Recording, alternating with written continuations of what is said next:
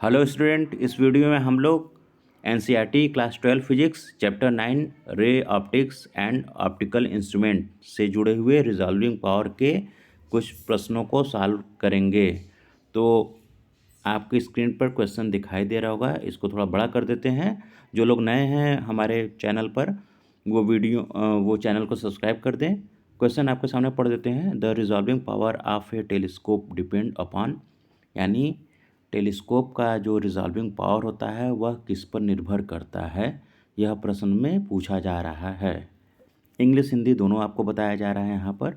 तो option A है focal length of eye lens, second है length of telescope, eye piece या eye lens जो होता है उसकी फोकल लेंथ पर डिपेंड करता है, लेंथ ऑफ टेलीस्कोप यानी टेलीस्कोप के लेंथ पर डिपेंड करता है, सी है focal length of objective lens, objective lens के फोकल लेंथ पर डिपेंड करता है, डी है डायमीटर ऑफ ऑब्जेक्टिव लेंस, यानी जो ऑब्जेक्टिव लेंस का डायमीटर है उस पर डिपेंड करता है।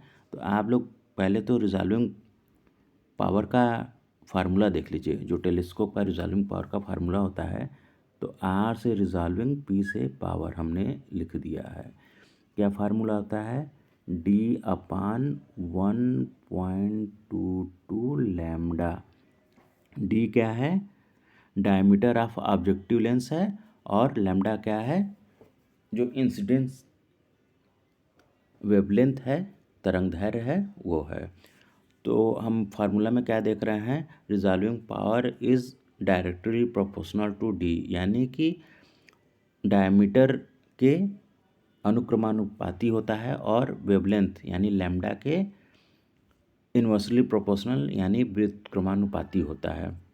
तब क्वेश्चन में पूछा जा रहा है डिपेंड किस पर करता है, तो यहाँ पर वेवलेंथ की बात नहीं की जा रही है, सब डायमीटर या लेंथ या फोकल लेंथ से रिलेटेड है। तो इसमें ऑप्शन डी सही हो जाएगा, डायमीटर ऑफ ऑब्जेक्टिव लेंस।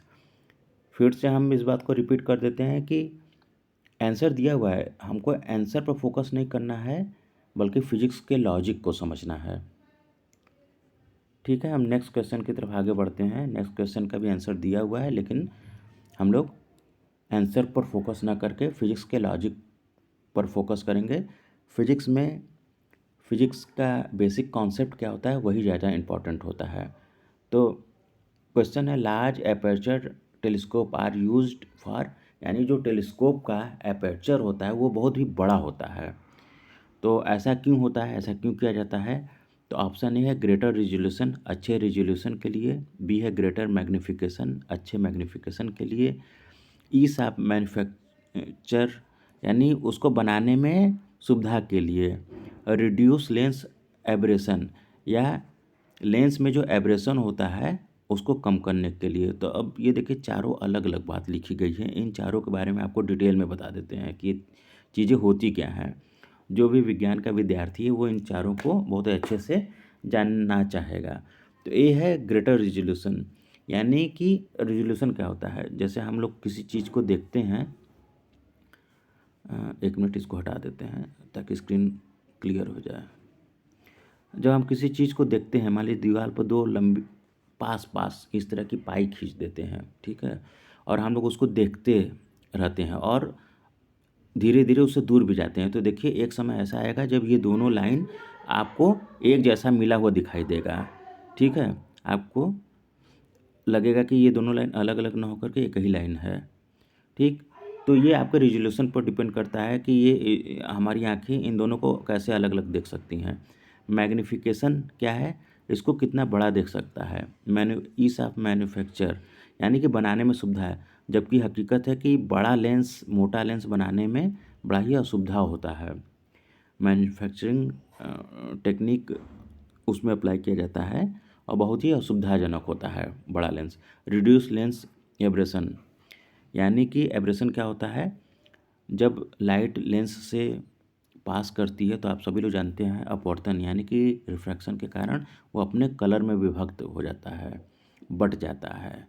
तो जो इमेज होता है कलर वाइज बनना शुरू कर देता है। बहुत ईजी वे में बता रहे हैं, कलर वाइज बनना शुरू कर देता है, एक ही इमेज अलग अलग कलर का दिखाई देगा। तो इसी को बोलते हैं एब्रेशन प्रॉब्लम, ठीक। तो फिर ये तो चारों आप समझ गए। अब इसके आंसर पर आते हैं। तो उसका एपर्चर साइज यानी डायमीटर, वही रिजॉल्विंग पावर के कारण RP is proportional to D upon lambda कर दे रहे हैं, 1.22 नहीं लिखते हैं, तो डायमीटर के कारण होता है। तो डायमीटर जितना ही ज़्यादा होगा उसका रिजोल्यूशन उतना ही ज़्यादा होगा, इसलिए उसका एपर्चर साइज बड़ा रखते हैं। तो ग्रेटर रिजोल्यूशन के कारण ही हम लोग टेलीस्कोप का जो एपर्चर उसको बड़ा रखते हैं। तो ऑप्शन ए सही हो जाएगा। नेक्स्ट क्वेश्चन है the resolving power of telescope increase with increase in, यानी रिजॉल्विंग पावर किसी टेलीस्कोप का इंक्रीज कर जाएगा किस पर। तो फार्मूला पहले ही लिख देते हैं ताकि आपको फिर से याद आए। RP is proportional to D upon lambda, यानी डायमीटर के प्रोपोर्शनल अनुक्रमानुपाती होगा, लैम्डा के यानी कि वेवलेंथ के व्युत्क्रमानुपाती होगा। डायमीटर जितना ही ज़्यादा होगा रिजॉल्विंग पावर उतना ही ज़्यादा होगा, डायमीटर कम होगा रिजॉल्विंग पावर भी कम होगा। इसी तरह लैम्डा ज़्यादा होगा तो रिजॉल्विंग पावर कम होगा, लैम्डा जब कम होगा तरंगदैर्घ्य तो रिजॉल्विंग पावर आपका ज़्यादा होगा। इस कॉन्सेप्ट को समझ लीजिए। तो इसमें जो ऑप्शन आ रहा है वो समझना बहुत ईजी हो जाएगा। Increase in diameter of objective lens, यानी डायमीटर ऑब्जेक्टिव लेंस का डायमीटर बढ़ा दें तो सही बात है, बढ़ जाएगा resolving power. Increase in wavelength of incidence light, यानी जो आपतित प्रकाश है उसका वेवलेंथ हम बढ़ा दें तो रिजॉल्विंग पावर बढ़ जाएगा। जबकि अभी हमने फार्मूला में क्या बताया, वेवलेंथ बढ़ाने पर रिजॉल्विंग पावर घटता है और वेवलेंथ कम करने से रिजॉल्विंग पावर बढ़ता है। सी ऑप्शन है decrease in wavelength of incidence light, आपतित प्रकाश का वेवलेंथ घटाने पर रिजॉल्विंग पावर बढ़ेगा। तो ये ऑप्शन सही है। तो इसमें ऑप्शन ए और ऑप्शन D C दोनों सही आ रहा है। तो इस तरह इसका ऑप्शन D, चूँकि ऑप्शन D में आइदर 1 और 3 लिखा है तो ये सही हो जाएगा।